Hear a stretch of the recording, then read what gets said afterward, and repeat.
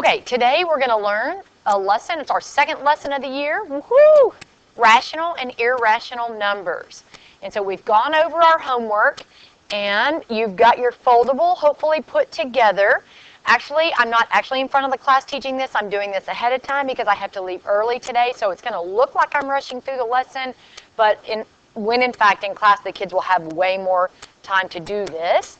But rational numbers are any number that can be written as a ratio. Or, in other words, any number that can be written as a fraction is called a rational number, as long as the bottom number is not 0. So we have examples of rational numbers. 3/8, obviously it is a fraction. 7/10 can be written as 7/10. 3/10 can be written as 3/10. Negative 72 over 100 can be written like that. We would, of course, always simplify. Yeah, let me just fix that. Simplify. Okay, and some non-examples, things that are not rational numbers, are pi. That's the most famous one. The square root of 2 is also an irrational number. In our category of rational numbers, these are all rational numbers. We have a couple of different categories. One, terminating decimals, and that's any decimal that has a finite number of digits, or it stops, the digit stops, like 0.52 or 52 hundredths. There are no more digits after that. It stops. It's called a terminating decimal. It ends. And then you have a repeating decimal, when you have either one or more digits that repeat or continue indefinitely. And they're written with this little bar above them to say that this number is really 0.66666, and it goes on indefinitely. Now when you type or when you see that on your calculator, eventually your calculator runs out of space, and the very last thing that might pop up is that decimal rounded, but in reality it is a repeating decimal, and it goes on infinitely. Okay, then we are going to write each one of these fractions as a decimal. So 1/5 can be written as, in order to figure out what the decimal is, you take the numerator and divide it by the denominator. Now the good news is you have a calculator this year, so that basically just looks like 1, the numerator, divided by the denominator, hit enter, and you get, it's off the screen, I see, so I'm going to use my little pointer to move it up like this. You get 0.2. Well, I need to make this smaller. How about that? Okay, all right, and then we go back to this. So 1/5 is 0.2. If you have this on your foldable, again, it's the numerator divided by the denominator. That right there is a division sign. You get 0.375. Thank goodness for calculators this year. You could have a number like 4/9. And when you put that in your calculator, 4 divided by 9, and hit enter, you see that the 4 repeats and goes on indefinitely. So that means when you write it, you write 0.4 repeat, 0.4 repeating. So this one, the next example you have is 5 divided by 6. So when you type 5 divided by 6 into your calculator, you're going to get 8.33333. So the 333 goes on forever. So that's the only part of your answer that has the bar over it. The 8 doesn't, and you can see that the 3 does. So those are examples of repeating decimals. Okay, and then we're going to go now from decimals back to fractions. And so in the back of my class, I want you to notice that there's a huge number line, and it shows all the place values to remind you of them. But this is 65 tenths, so it's written as 65 over 100, but then we always simplify, and that's 13 over 20. So 825 is tenths, hundredths, thousandths. So we write, oops, come on now. We write 825, yep, you guessed it, over 1,000. And that becomes, after you simplify it, 33 over 40. We are not going to do examples 7 and 8 on your foldable.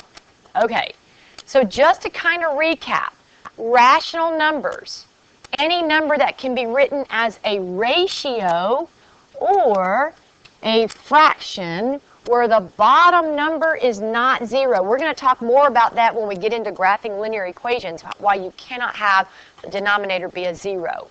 Whole numbers can be written as a fraction. Decimals can be written as a fraction.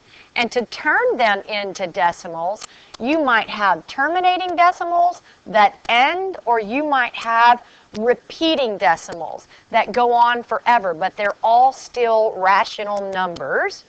Okay, so if you're going to do 5 into a decimal, 5 over 11 into a decimal, you would just do 5 divided by, oopsie, can't reach the 1. Oh, maybe this is, let me move this out of the way, 11, and hit enter, and you'll see that that's 45, 45, 45. So when you get the correct answer, it is 0.45 repeating.